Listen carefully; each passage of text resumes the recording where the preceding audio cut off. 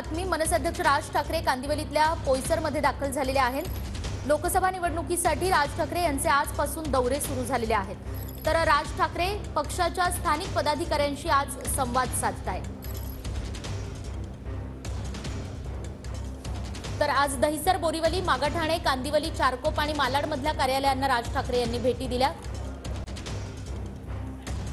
6 मार्चला उत्तर पश्चिम मुंबई लोकसभा मतदारसंघातील कार्यालयांना राज ठाकरे भेटी देतील।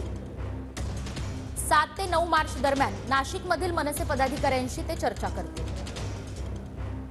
11 मार्चला दक्षिण मुंबई लोकसभा मतदारसंघातील कार्यालयांना ते भेटीगाठी देतील